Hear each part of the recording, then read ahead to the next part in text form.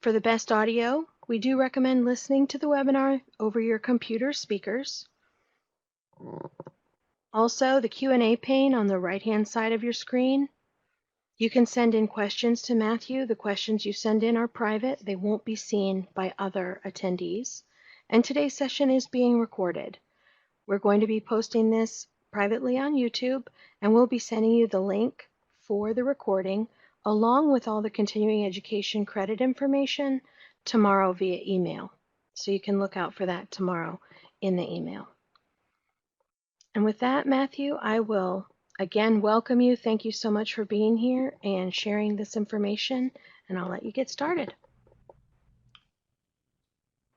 Kelly, thanks so much. I really appreciate that, and I certainly appreciate everybody who has logged on and joined us. And I anticipate we'll continue to see some people hop on over the next few minutes. I wanted to tell you right up front that when I talked with Kelly and Kim Draper in advance of this, one of the big questions, of course, would be, are we going to be on video? Because I needed to know whether I had to wear a collared shirt or whether a t-shirt might work. And so I hope for those of you who are not on video that you've taken the opportunity to stay very casual today. But we wanted to go ahead and add the video aspect because we think that when you work in this context, it helps for it to feel a little bit more interactive. So I'm going to do my part and be on video to be interactive with you. I would love to receive any questions back from you in response. So please use that panel to drop in any questions. Be liberal with your questions. Happy to break in at any point in time and help to provide you the answers that relate to the things that you're thinking about, because really, for you to give up this amount of time while you have who knows how many other things going on your plate, we need to make sure that we're being practical with what we talk about here. And certainly there are a lot of academic and technical issues that we could dive into as we think about your retirement plans at this time. And those issues do merit some attention. But for purposes of our conversation today, we want to be really practical, and we really want to start with thinking about the mindset of your people, the mindset of your employees, what they may be going through right now, which will allow us to be better in your day-to-day role with respect to your retirement plan, as well as any role that you play with the fiduciaries within your organization. From a starting point, as we try to think about how employees are viewing the current context, the current landscape, it's critical for us to look back and acknowledge how many things have happened in such a short period of time. And of course, what you can see in front of you here is merely a list of the things we've seen on the national level. We haven't gotten into all of the issues that might be impacting you and your employees on a local level, that might be impacting their families, might be impacting their children, their loved ones, all the issues that people are facing. But one of the most astounding things to come out of this pandemic is that the pace of information is simply something that we've never seen before. There's never been a time like this when things are flipping and changing so quickly. So that presents some challenges, doesn't it? First of all, it presents the challenge of trying to figure out, how do I sift through that and understand what's important and what's not important. But for you, when you communicate with your employees, I think it also brings up the question, how do we get their attention? How do we get them to care about the things we need them to care about? How do we get them to care about retirement plan issues when we're really just focused on getting our office open back up? Are people being safe? Are people taking the right types of precautions? Maybe whether our business can stay in business. Maybe whether we can keep all of our employees employed, whether they will come back from furlough, whether we need to terminate employees. All those things we're wrestling with. Yet through it all, we know that the retirement plan must go on. We know that when times get challenging like this, it's even a greater time to think about, how do we navigate these challenging retirement plan issues during a very challenging time. And so our roadmap for our conversation today, we're going to start by talking about the market, and not in some way where it's over technical and we're incredibly focused on PE ratios and beta and volatility and small cap growth and large cap growth and foreign blend and fixed income. Not really in that perspective, but instead, let's try to understand the amount of information that your people might be hit with, the information that they are consuming or trying to consume, and understanding how that messes with their psyche. And once we do that, we can then focus on helping you to put in place a plan that will help them to make good decisions as they work through this. And if your participants are making good decisions, then we can ensure that your fiduciaries are in a position to carry out their duties, which puts us in this spot where we can look forward. And we can say, okay, what have we learned from all of this? And as we come out, I don't know if there will be another side per se, but into the new normal, whatever that becomes for each of you, how do we help you to look forward? How do we ensure that that's the focal point as we move forward for your employees? So as a starting point, I mentioned we want to talk about the markets. Not in an overly technical manner, but instead, what are the types of information that your employees are hearing and consuming that's relevant for you through your lens as an HR professional or a benefits manager or a controller or a CFO or a CEO? Well, we know that that can really be split into 4 distinct categories. And the first of those categories is right here, the economic slowdown. We've seen so many headlines over the last few weeks, and we're going to continue to see those types of headlines as we move forward. The economic news is really, really bad. And it's probably going to get worse in many respects. We're not through the woods there in any respect, but we know that the economic effects are widespread. They impact many industries. They impact many industries to a really significant degree. So your employees have already read and will continue to read and hear a lot of headlines about the slowdown in our economy.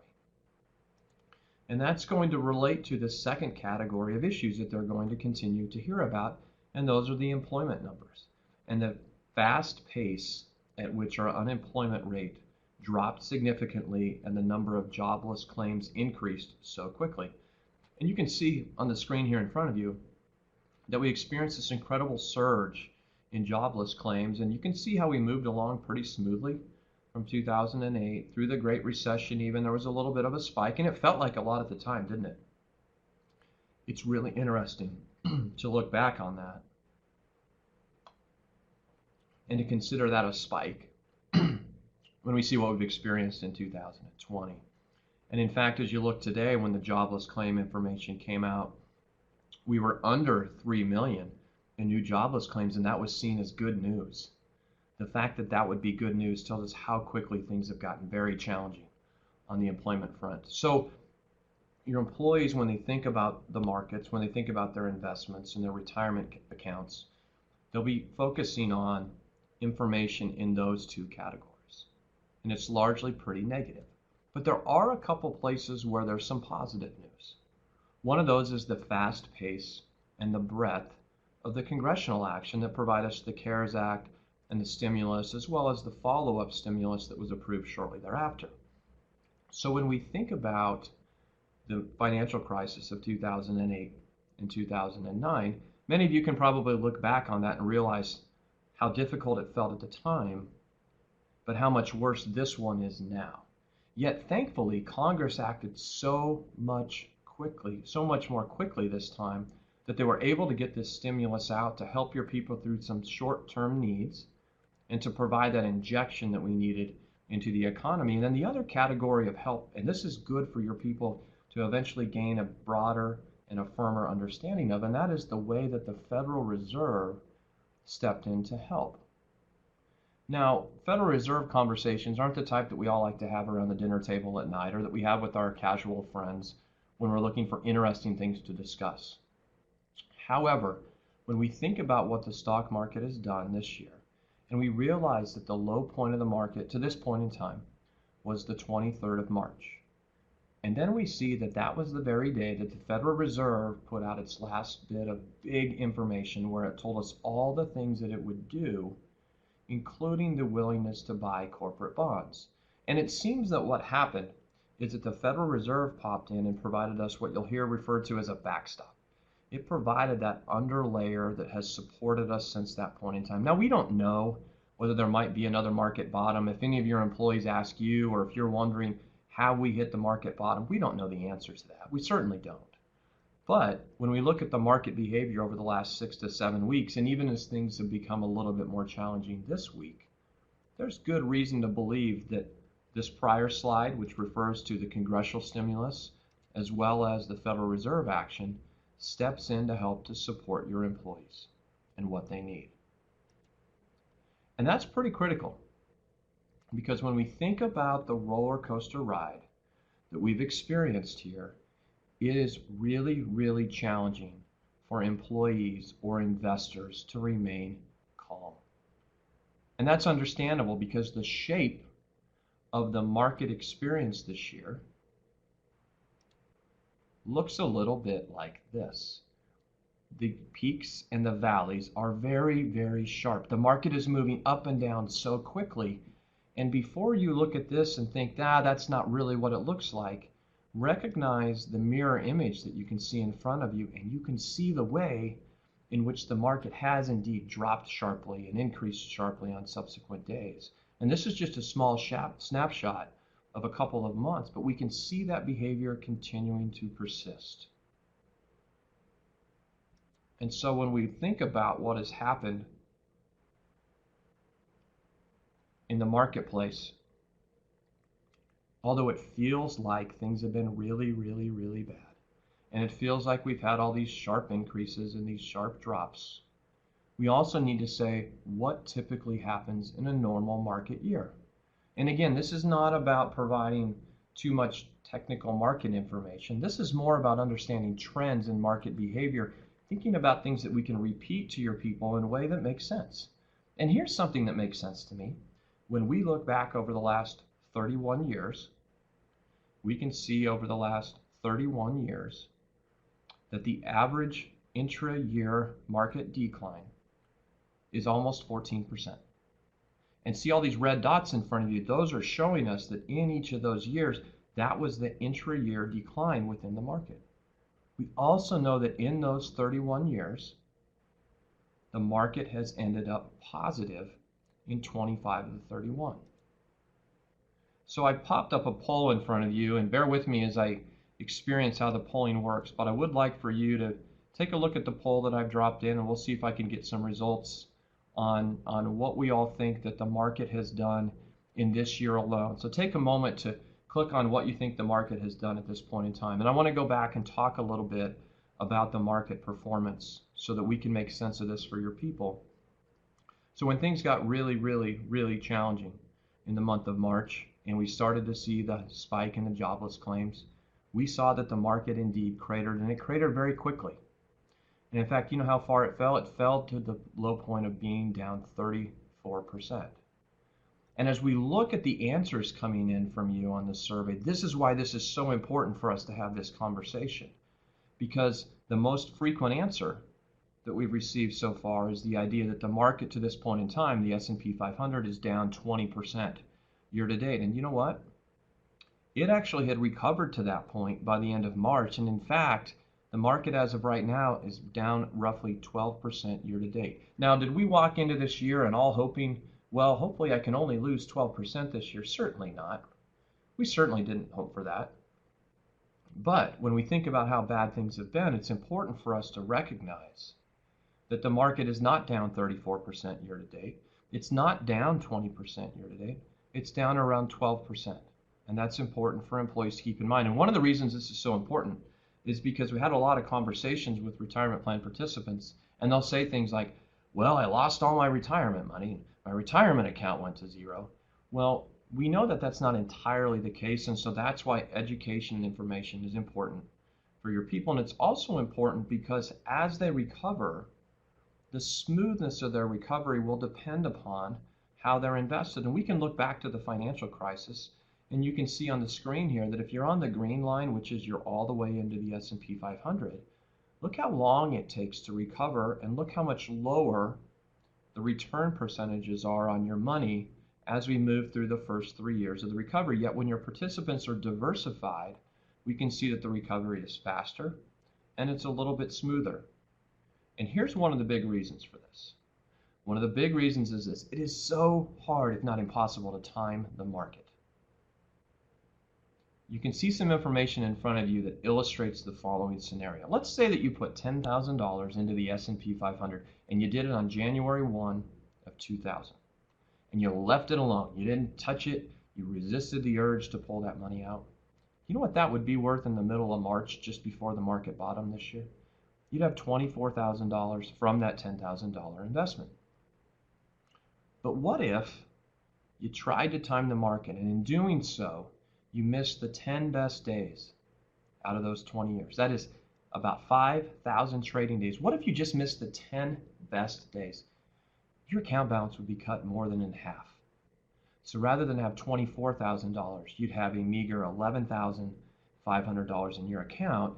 And when we realize that a big part of that is knowing, as you can see in the text box, 7 of the 10 best days occurred within 2 weeks of the worst days. So it's really hard to time the market, if not impossible. So when we bring all this together, your employees are going to see the headlines. They're going to continue to hear that there are problems within the economy. They're going to continue to hear that the unemployment numbers are not good. In fact, have trended in a negative direction at a very, very sharp clip. But we do have the backstop put in place by the Congressional Stimulus, and there may be more on the horizon there, as I'm sure some of you have heard. And we do have the backstop in place from the Federal Reserve. So it's important for your people to be able to recognize the market's not down 34% year to date. It's not down 20% year to date. It's down around 12, and that's not great. But if they have a diversified portfolio, they're probably down even less than 12%, probably down 6, 7, 8%. And if they're not trying to time the market, they stand a better chance of recovering well.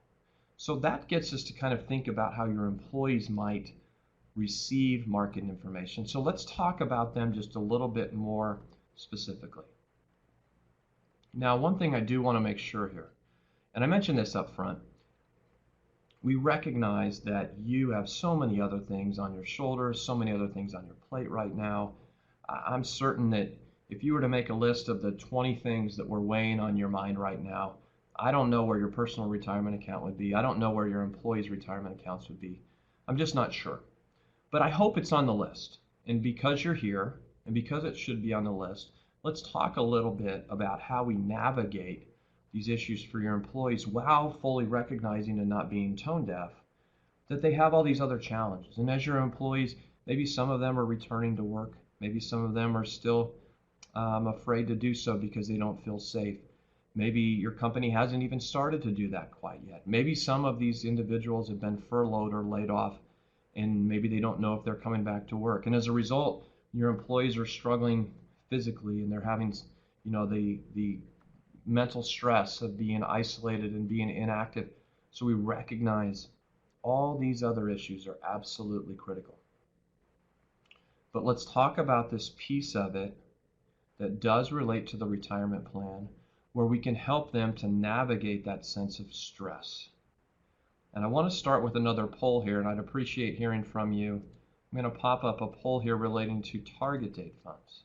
So if you'll look on your screen and answer these questions as I provide some background, but what I really want to know is when you think about your employees, do you think they probably don't understand them? They probably understand to exit when the market falls?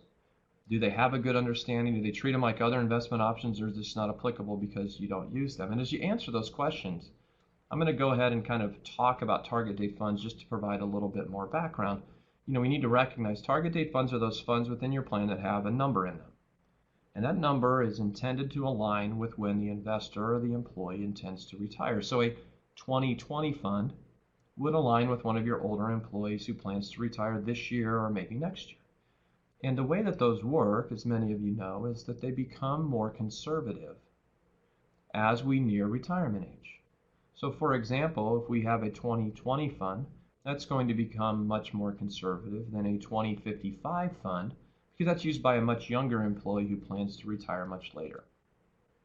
So we know that's the case, and I think it's interesting, and I appreciate the responses from people on the polling, because what we can see here is most of you recognize that your people probably don't understand them. There are a couple of other answers. For example, some have said, you know what, they have a good understanding of how to use them, and if that's the case, that's great. We can talk about why that may or may not be the case. And then some have said, you know what, they treat them like just any other investment option. And that's a place where we see also the need to provide them some more education. So I'm going to end that poll and swipe that over here to the side so I can talk about the graph that you have in front of you. And what this graph shows us is the difference in how different target date funds work. And I don't want to get into every single data point on this, but I do want you to look at this. You see the green line? The green line shows us the percentage of stocks that are invested in target date funds that are run by the company down here in green, American Century. And it shows us that for the target date fund that's 45 years from retirement, there's about 85% in the stock market. Do you see how that number is different for the other ones? You see how they have 90% or even a little bit more? Okay, so that's important for us to know that they start at a different point. But then can you see the different slope, the different pace at which these target date funds become more conservative? Look at that green line and how it starts to become more conservative really within about 5 or 6 years. And it just slowly winds down the amount invested in stocks. Look at the different approach that the other ones provide. So if you have Fidelity Freedom Funds in your plan, for example, see how long that remains at over 90%. We get to 20 years from retirement, so that would be your people in, say, a 2040 fund, and those employees still have 90% in the stock market. Whereas if you were with American Century, they'd be down at about 67 or 68%. Now, neither of those approaches is right, and neither of those is wrong. It's not about being right or wrong. It's just a different approach that those managers have taken. But the real question for us today, and this was related to the poll that we saw from you all, and that is, to what degree do your participants understand your target date funds? And this has become more and more important because more and more companies are using target date funds as the default investment alternative. So if you have automatic enrollment and or automatic escalation, and you have people who are in your plan who haven't made elections, the likelihood of them being in a target date fund is increased. And so we want to look at this study from Morningstar that came out in April, and it looked back at employees and they said, how do they handle target date funds in the month of March? And what we can see here is that on the bottom part, younger employees did pretty well. Younger employees saw the market fall. They said, I have a long time horizon. I might even put more money in. So we saw net inflows during the month of March. But here's the concerning news at the top. Across the country, employees who were within about 15 years of retirement pulled out more than $9 billion from their retirement plan in the month of March, potentially the worst possible month over the last 10 plus years for them to have pulled money out. So you could look at this and you could listen to my commentary and you could think, wow, Matthew's telling us that target date funds are not a good solution. They don't work well for people. But that's not the point at all, actually. In fact, target date funds are probably better for your people than if they're looking at your core investment options and just picking their own lineup. What it does tell us, though, is we've got to provide better education to your people to make sure they understand their investments.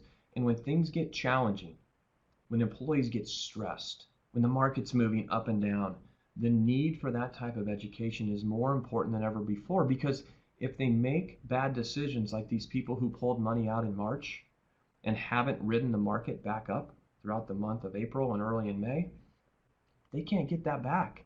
So if your employees were close to retirement and their accounts were down 20 to 25% and they pulled their money out, they've missed out on a lot of the opportunity to get that back. We cannot undo a lot of those conversations. So as we look ahead to the likelihood of choppiness the rest of the year, raise your hand, literally and figuratively, if you think that we're through the worst of it from a market volatility perspective.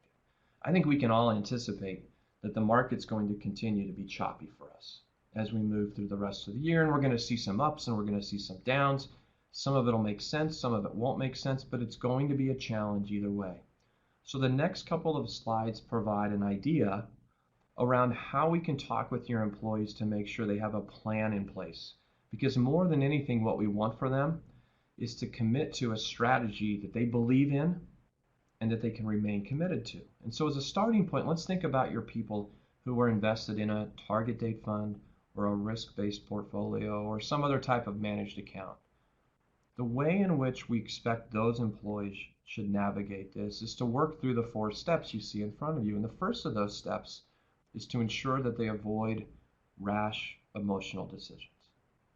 We want to make sure that they're not trying to time the market. Remember the data I showed about how hard that is and that the good days occur shortly after the bad days?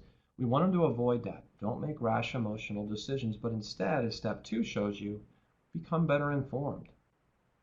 Understand what you're invested in and then say, is this working the way that it should? Do you remember when I showed that chart and I showed you the difference between the slope of the Fidelity glide path and the slope of the American Century glide path that was a little bit smoother and took longer for it to drop?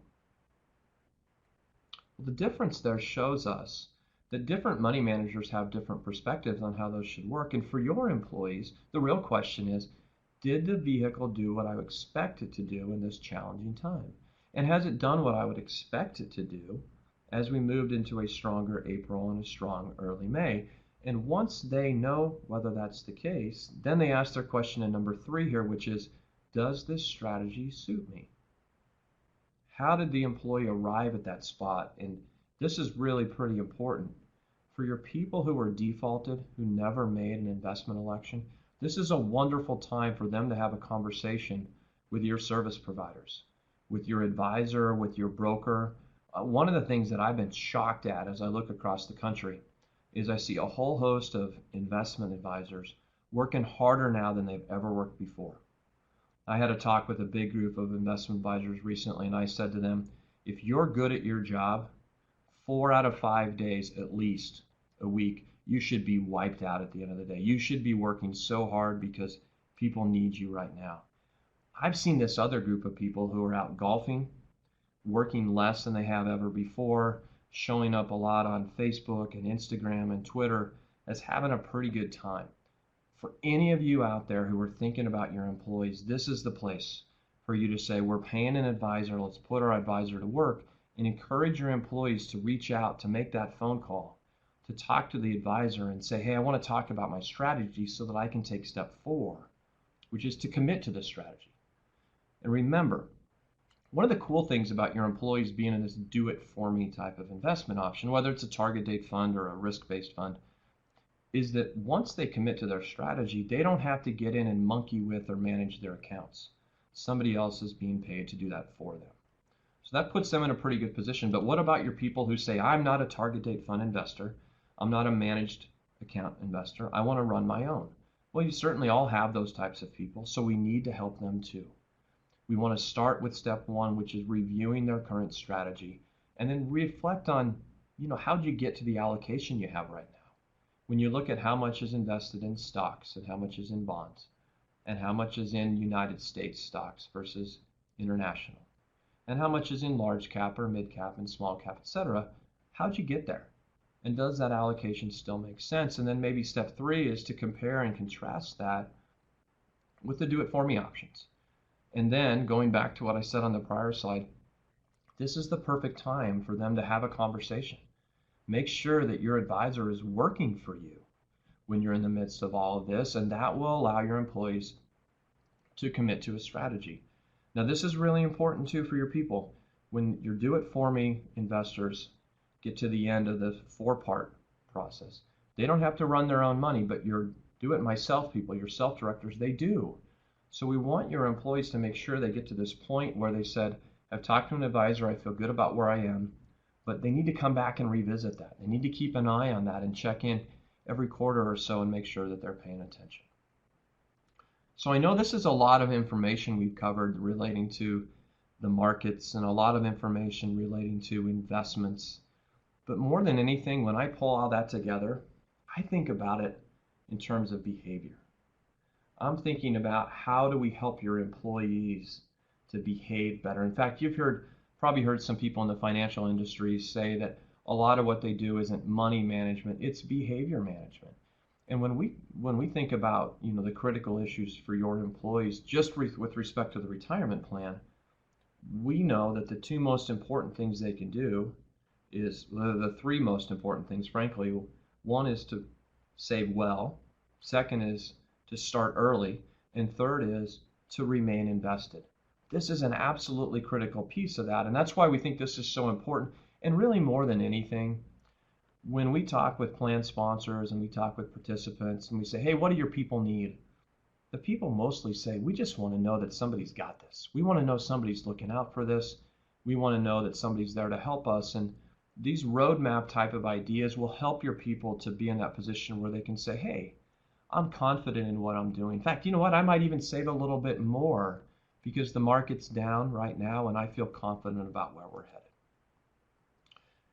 And if we've taken the time to put your employees first, to think about the ways in which they are the key to all of this, that puts you in a position to make sure that you're also fulfilling your fiduciary responsibilities.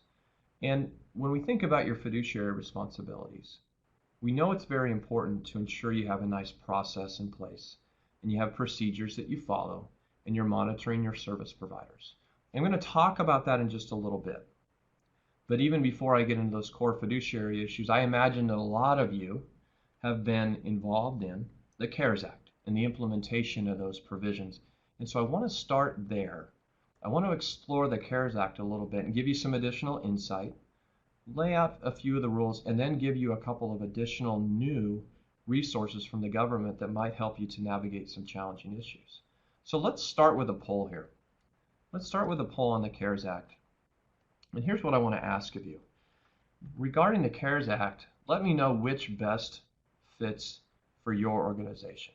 Did your organization implement all the distribution and loan provisions? Did you implement some of them but not all of them? Did your organization not implement any, or are you not sure? Again, there's no right or wrong answer. We're just interested in getting a sense, for those of you who are listening, what your organization has done. And as you continue to answer those, I want to work through a few threshold issues that relate to the CARES Act before we really get into the meat. And one of the starting points of this, and the first bullet point under threshold issues here, is to ask yourself, did my record keeper take an opt-in or did it take an opt-out approach? Well, that's a pretty good question, and it's a pretty critical question, because as many of you might know, some of the record keepers said this: we are going to assume that you're going to implement all of the CARES Act provisions unless you tell us otherwise. Others said, we're going to not push you in. You let us know what, if any, that you want to adopt. And the utilization and implementation rate was drastically different based upon those two approaches.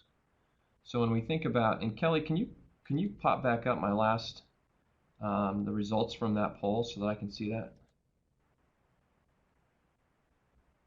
I want to make sure that I can respond to the answers that we've gotten from people. So if there's something you can do to pop that up for me while I work through this, we can come back and I can summarize the responses we got from others. There we go. Thank you.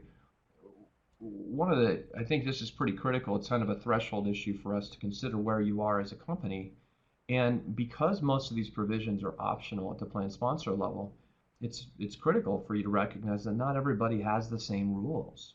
And frankly, the mass media, I think, made this harder on many of you, because the mass media seemed to suggest that these provisions were just simply a part of every retirement plan we had, and that's certainly not the case. And so when I look at the responses from you, I can see that the top answer we got was that you implemented some but not all, and then just a little bit fewer than that said we implemented all of the distribution and loan provisions.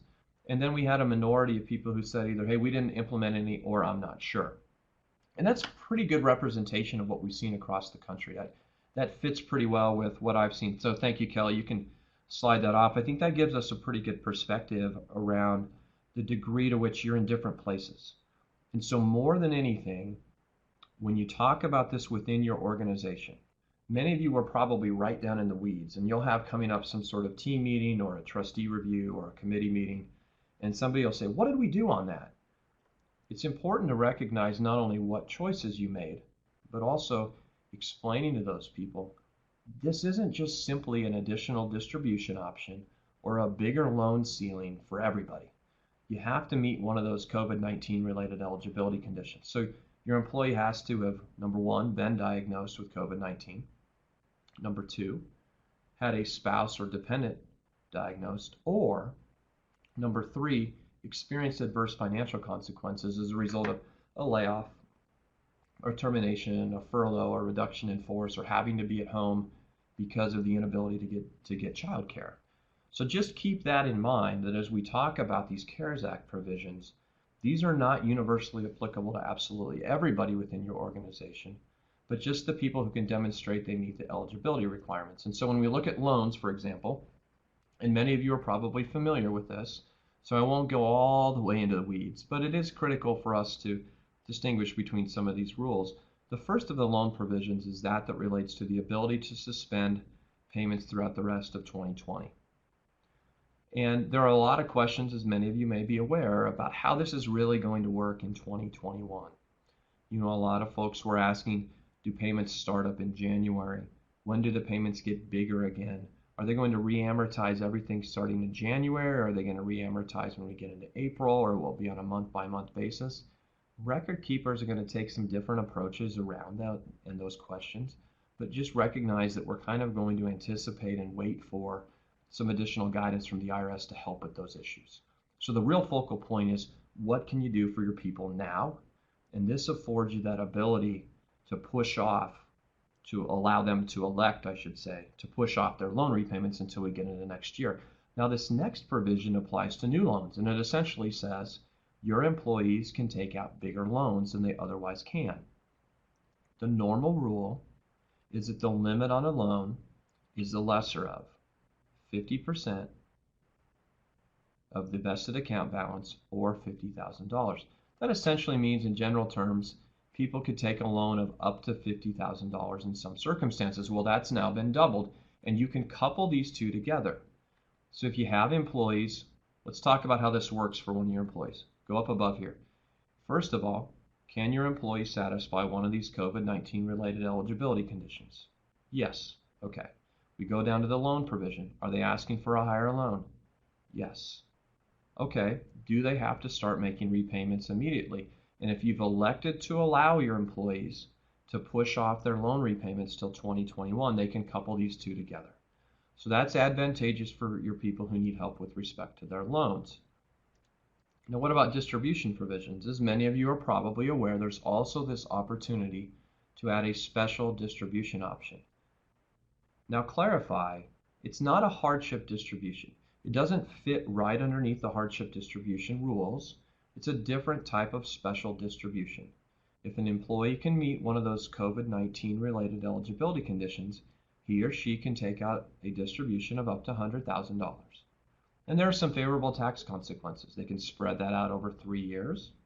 They avoid the 10% early penalty tax that would otherwise apply. And we don't think this will happen a lot across the country, but they technically have the ability to repay that distribution over the next 3 years. I would argue that's a little bit of a red herring. I don't think it's that likely that a lot of employees who so suddenly needed to take up to $100,000 out of their retirement account will end up with the extra cash lying around to be able to put that back into the plan. So I tend to celebrate more the immediate tax advantages of getting to spread out the tax burden more than the idea that they'll actually pay that back. And then a final one to mention here, and this one does not require the attainment of one of those related COVID-19 related eligibility conditions, and that's just the suspension of the required minimum distributions for this year. And I would guess that no matter what approach your record keeper took on whether to opt you out or opt you in on the loan issue, the existing loan, the new loans, the coronavirus related distribution, they probably are automatically not forcing out RMDs when we get into this year.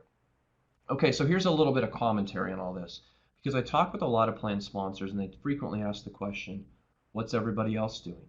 What should we do? What do we have to do? And the best message I can give them is do what's best for you. Do what works best for your employees and best fits within your organization's philosophy. So I've talked with some companies that have said, hey, we're doing everything we can to help our people, but this is not a savings account. It's a retirement account. The intention here is that our people will use this for retirement. We're not going to do any of this. I've heard others say, It's important for us from a messaging perspective that we can tell our employees that we're doing literally everything we can and allowing them to take out the loans and have the loan repayment forgiveness and to have the $100,000 distribution. That fits it within the idea that we're doing everything for them that we can. So we're going to have to push off our normal preference for the retirement plan emphasis until later. And others have kind of stood in the middle. They've said, we don't really think people need to be taking $100,000 out in the distribution right now, but if somebody meets one of those eligibility requirements, it makes sense to not require them to make loan repayments for the rest of the year. And so for those of you who said we put in some but not others, that's probably a pretty common combination, is to allow people to suspend loan repayments, but maybe kind of take a wait and see approach on the broader distribution. Now, as I mentioned earlier, there's some additional guidance to help you through this. There's an IRS Q&A set that it published on May 4th that really doesn't provide a ton of practical help for you. But if you're ever wondering about how the rule reads within the statute and you want to go to a place where it's just easy to find the answer, this IRS Q&A set is probably a pretty good place to go. The IRS, when it puts out guidance, tends to just repeat and recite what the primary law says, and that's what they did in this case. But it will help you a little bit as you start to think about how reporting might work for the tax implications of the distribution or any sort of repayment back into the plan from the distribution. But the guidance that I think is probably more helpful for many of you is this DOL Disaster Relief 2020-01. And this is why this is important. It's really not that much about merely the CARES Act issues. There's a couple of questions in there where the DOL has said, yeah, we're okay with what the CARES Act said on how the loans work and how those repayments can work. We're okay there. But more than anything, the Department of Labor in this notice said, hey, folks, we recognize that this is a different time than anything we've ever experienced. So with that in mind, we're not going to enforce the rigid rules in many contexts like we normally do, as long as you can show that any of your problems are a direct impact or a direct cause of the COVID-19 type of issues that all these businesses are struggling with across the country. So as long as you act in good faith and you try to fix any problems that you do find when it comes to the timeliness of contributions, when it comes to the timeliness of depositing loan repayments, the timeliness of any required communications that must go to your participants, the DOL has said, starting with the declaration of a national emergency in March, until that runs out, the Department of Labor will not be so rigid in its enforcement. And for those of you who work in administration or you oversee somebody within your company who does work with plan administration, this should allow you to just kind of take a deep breath and say, okay, that's good. Because gosh, this is really hard and it's really challenging. And again, the message there is work in good faith. If you find a problem, get it fixed as well as you can, and then probably document that. Document the reasons so that you could come back later and say, hey, this happened because of business disruption issues that we faced throughout the COVID-19 pandemic. And so that's a little bit of background on how the CARES Act works. And I do want to transition from that directly into some core fiduciary responsibility issues, because when we think about your core fiduciary responsibilities as an organization or as an individual, if you're on a board of trustees or a retirement committee, these continue to apply as we move through any sort of crisis. So your duty of loyalty, your duty of prudence to make decisions in your employees' best interest, those persist, those continue. And I'll tell you what, the plaintiffs' firms have continued to do what they're doing. The plaintiffs' firms have continued to file lawsuits in January and in February and in March. And now granted, those all relate to activity prior to the pandemic. So it's not really about things that were done wrong in February and March or April. Not yet, at least. But it is recognition that the world is still going on and that things continue to evolve in their normal course in some areas. And in fact, I think it's pretty likely that we'll see a ramp up in 401k plan and 403b plan litigation as we come out of this. We're going to have, more terminated employees, which means you're going to have more who are disgruntled and probably more of them who experienced loss within their account balance because of the time at which they might have taken money out.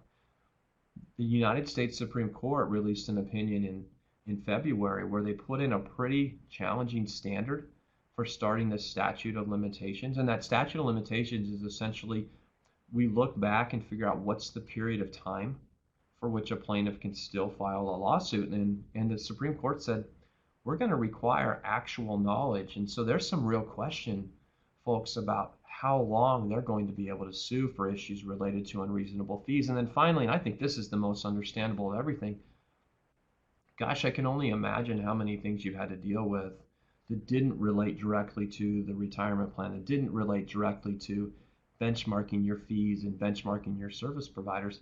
A lot of things probably have fallen through the cracks in so many areas of how your company works and how your plans work. And eventually, you know what, the plaintiffs' firms, well, I'll tell you what, they probably don't care. In fact, for them, that's a good thing. That's an opportunity.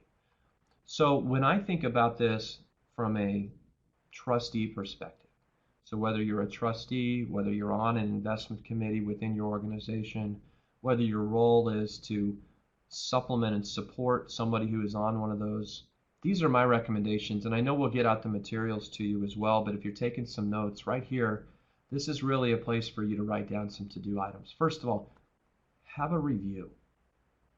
I mentioned earlier that I've seen a lot of advisors across the country working harder than ever before. And I wasn't kidding when I said I've seen a lot who aren't working much at all. And they're not working much at all. And frankly, those are the ones you got to call right away and say, listen, I don't want to push off the review. I know we've got all these other things to worry about, but I want to have our review earlier. I ran more quarterly trustee reviews at the start of this last quarter than I've run at any point in my career, because you know what? This is the retirement plan money for all your people, and the trustees I work with said, we want an update.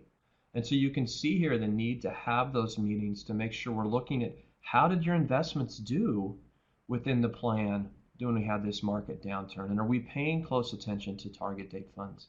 And how did our employees behave? Notice the italics around the word investors. We focus so much as fiduciaries on investment performance. In isolation, how did a fund perform? But right now, shouldn't we be also looking at how your people did as investors? Shouldn't we be looking at whether they made good decisions or failed to make decisions which might have ultimately proved to be a good outcome? And then let's talk about the CARES Act and the firm's response. Document that meeting and make sure you're evaluating your service providers throughout this. Ask yourself, when we were in the middle of this and I had all these other things going on, was I getting from them the resources, the timeliness, the consultative approach, the solutions that I needed? And I've worked with, a fair number of record keepers and TPAs across the country, and I see a big difference between how some were incredibly helpful and timely and others were not. And I think there's a fair number of people on the webinar here today who work with a well-known, reputable TPA that works with retirement plans. And I've tracked how proactive that firm has been throughout this, and that's admirable, and that's what you want to see.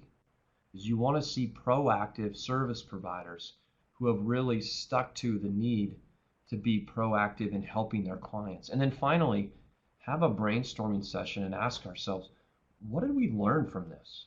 Get your trustees together, get your benefits department together, and you'll probably talk about this even more broadly across other areas of your company or other areas of benefits. But with respect to the retirement plan and finances, what have we learned about your employees' short-term needs? What have we learned about their level of education, and how are we going to communicate with them or not communicate with them? What will they absorb and what will they not absorb?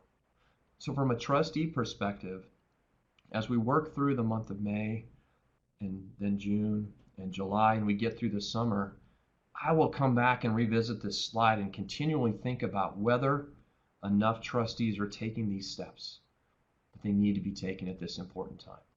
And then finally, to wrap up here, and I've just got a minute or two, and then I've got a couple of questions that have come in, but please, I welcome any additional questions.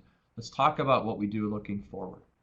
And I expect that when we get closer to the other side of this, whatever that actually means, we're going to see more developments around two key areas. And the first of those will be around the ability to provide lifetime income from 401k and 403b plans. Now, the Secure Act, which was passed not in December of 2020, as it says here on the slide, but actually December of 2019, What the Secure Act did is it put in this safe harbor, and it said to you as a fiduciary, you should feel more comfortable in having an annuity option or a lifetime income option within your retirement plan.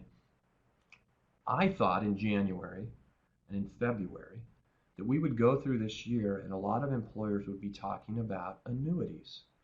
We'd like to do that, but there's still risk and we don't understand annuities, and can you help us navigate that? Is that something we should do? What I've seen now as we've moved through the pandemic for a little while, I think that point of emphasis is going to change just a little bit. And employers are going to ask a slightly different question. Rather than, can you help us understand how we can add an annuity? They're instead going to say, we want to protect people's ability to have some lifetime income, but how do we also insulate them in the later years of their career? How can we make sure that if I've got somebody who's 64 and planning to retire and they lose 20% of their account balance in a target date fund, how can I make sure that they didn't actually lose 20% of their projected retirement money? And that's where you're going to see additional product development. So be on the lookout for that. When you start to hear more this year from those who want to distribute annuities within a 401k or 403b plan, ask that follow-up question. What downside protection does this provide while somebody's still employed? Not just after they take the distribution.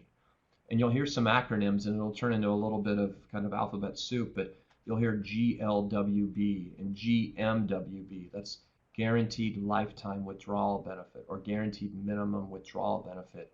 Those will be key terms as we see plan sponsors try to make better decisions for their employees' investment options going forward. And then finally, and I could probably give an hour or two or 5 or 8 on this very topic, but one of the key developments that will come from this is a keener appreciation for the need for genuinely good, helpful, effective financial wellness education. People entered 2020 with the best of intentions, and we've heard now over the last few years plan sponsors saying, we want wellness. Yes, we believe in financial wellness. Our employees want financial wellness. Yes, we have a financial wellness program in place. I'm going to pop a poll up here because I do want to hear from each of you a little bit about where your company is. So if you could take a look at the poll and just tell me which of these answers best suits your organization. When it comes to financial wellness education, you either haven't done it yet, done it, but you haven't done it well, you do it really well, or we need to examine and improve what we do. And the numbers that we see from you will be different from the numbers we would have seen 5 years ago, and 4, and 3, and 2, and even a year ago, because each year we've seen employers start to add to their wellness programs. We see them with the best of intentions, and I bet many of you have had conversations over the last couple of years where you've said, yeah, we really want to do this and our people really want it. As I look at these results coming in, I see a fair number of people saying we haven't done it yet. I see a fair number of people, just a little bit less, saying we haven't done it well. And I see others saying we need to re-examine and improve what we do. So with only under 6% of the responses saying we do it really well, that's a great opportunity for us to say, okay, what do we learn from this process? And I really appreciate the willingness of people to say, yeah, we've done it, but not well. Or, we've done it, we need to re-examine what we're doing. And Kelly, if you can slide that off to the side, we can kind of jump back into my wrap-up comments here, and that is the following. Employees have shown us they need real help. The fact that the CARES Act had to be passed that quickly, and it had to give American workers that quick of access to $200,000 tells us that people need more help. And so if you consider your company to be a strong and a thoughtful employer, I anticipate you'll have more conversations around this. I anticipate there will be more conversations where we said, you know what? We focus on what our participation rate is in our retirement plan. We focus on our average savings rate a little bit, and we like those numbers, but did that really matter for our people when they were worried about where their next paycheck might come from? And the need to have better short-term savings, better short-term wellness that fits within the, hey, we've got to re-examine this. Financial wellness has innovated and evolved over the last few years. I anticipate it's going to evolve faster over the next 6 to 12 to 18 months than at any point in time that we've ever seen before. And In fact, I'm going to take a question on this. Question is, how are we supposed to get employees to care about retirement and wellness right now? Well, gosh, that's a great question, and I think probably answer that in two ways. Number one, I anticipate that your employees care more about this right now than you might guess. They may not have the time to communicate it. They may be overwhelmed with other issues. But more than anything, what we're hearing is they want to be told, here's a resource. We encourage you to have a conversation. Please have that conversation. The key right now to most of these decisions for your people is the ability to feel like they have somebody they can talk to, probably more than ever before. The second answer to that is, your employees really need it, and they want to know that the organization buys into it. So the more that you as an organization can make it clear that you care about this, and not just are you in the retirement plan, but that you care about kind of a foundation to a financial wellness pyramid, that they have in place that opportunity to have real good finances, that'll be a great starting point for them. So that's a good question. It's a common question. What I would say is, just because the answer might be challenging doesn't diminish the importance of addressing it. I've talked a lot here about, the ability to communicate and trying to make things practical for you and for your employees. And, that's really reflected in how my mind has worked even over the last couple of months, feeling the challenge to ensure that there are adequate educational resources available to you. And I know that's really the folks at UCS and how they're working. And when you go to these typically in-person mid-size employer retirement conferences, you're going to those because you value the information. You want to be a sponge. You want to soak it up. There truly is value in information. And as you watch people's reaction to the pandemic, to states and cities reopening up at different paces, it's really discouraging, I think, to see the degree to which this has all become very politicized. The best answers are those where we inform ourselves, we gather information, we can make the best information, or we can make the best decision possible based upon the information that we have at that point in time. And so I encourage you to continue to take advantage of opportunities like this. I encourage you to continue to reach out and be assertive in trying to gather education. If there's anything we can do to help from an educational resources perspective, I've got information from my colleagues. You've met some of them at conferences.